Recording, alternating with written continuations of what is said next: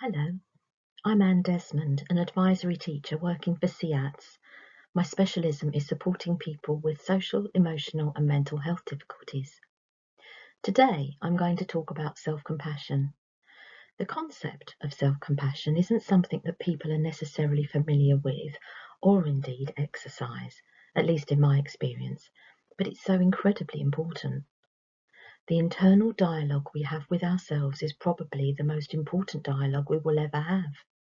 Unfortunately, for some, and at times I'm also guilty of this, it can be one of the most critical conversations we have.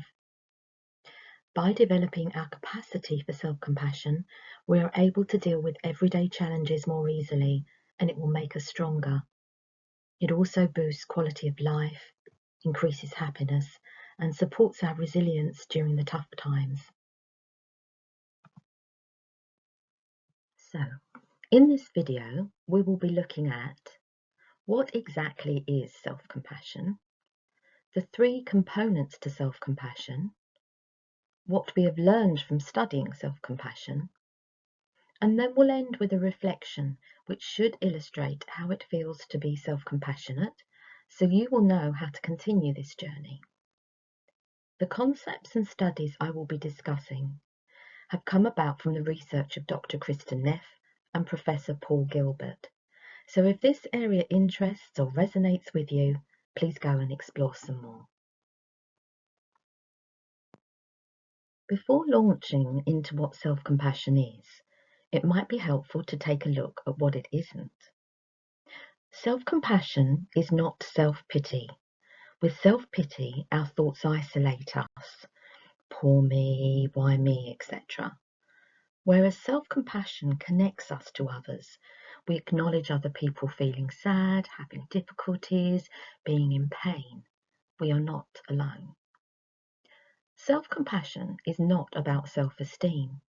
Having high self-esteem is when we evaluate ourselves in a positive way. Having low self-esteem is when we evaluate ourselves in a negative way.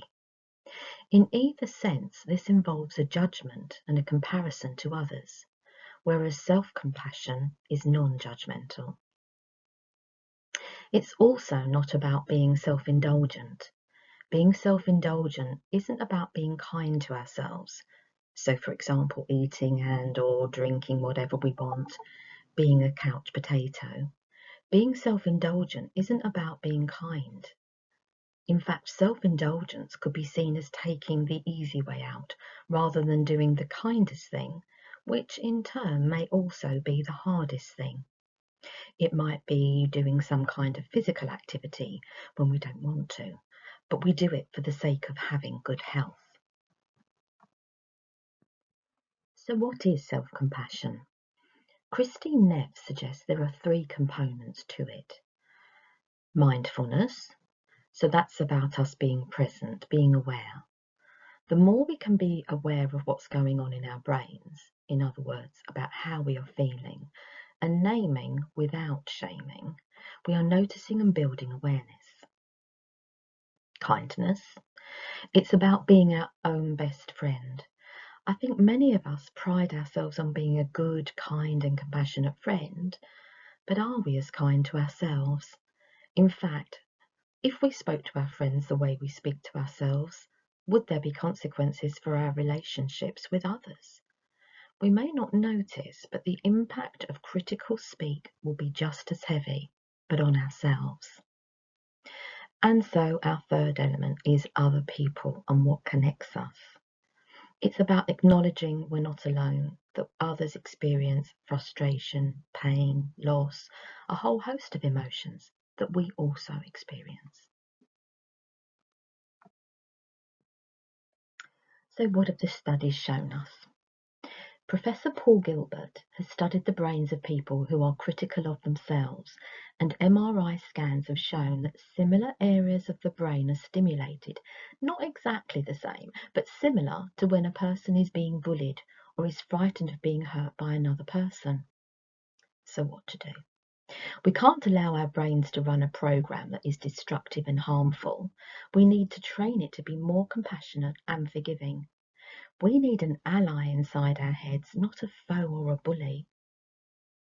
Other studies have shown that combat veterans who exercise self-compassion are less likely to suffer from PTSD, less likely to turn to alcohol and or be plagued by suicidal thoughts. I mention this because it's important not to underestimate the power of self-compassion. People often we need harsh criticism to get us motivated. However, this is untrue, and the research illustrates it's actually the opposite. Although self-criticism may motivate us initially, in the long run we give up to avoid the pain and disappointment of failing. So being self-compassionate means we actually become stronger and emotionally more robust than if we don't exercise self-compassion. Research also shows us that self-compassion is associated with better moods, happiness, a more optimistic outlook on life, and enhanced curiosity. So don't worry if you feel you're not that good at self-compassion. Studies have shown that 75 to 80% of people say they are far kinder to others than they ever are to themselves. It feels easy to be kind to people we love and care about, but we don't necessarily know how to apply those skills and caring to ourselves. In order to address this, on the next slide, I'm going to lead you through a reflection which will hopefully give you a taster of how self-compassion feels and point you in the right direction. Remember, the more we practice, the better we'll become. And now moving on to a reflection. You don't have to close your eyes if you don't want to, but if you feel it will help you concentrate, please do so. Be present. Feel your feet on the floor and your back on the chair. Imagine a friend has come to you struggling about something. Maybe they have made a mistake at work, have a health issue. Perhaps they're struggling with the lifestyle effects of COVID. What types of things would you say? What tone of voice would you use? What is your body posture like? Would you give them a hug, hold their hand? Try to get in touch with what it's like being you.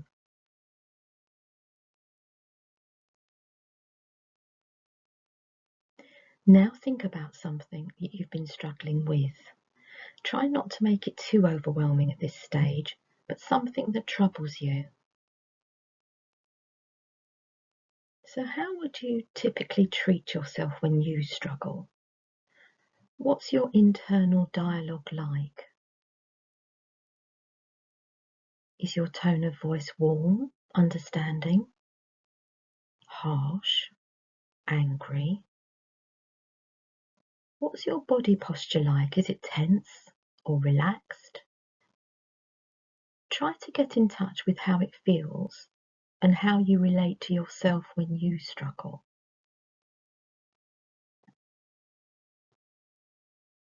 Can you see any patterns of difference? Maybe tone of voice, types of language. Do you catastrophize when you have a problem? Whereas if it's a friend, do you say, it's not permanent and it will pass? Is there a difference when a friend struggles and you struggle?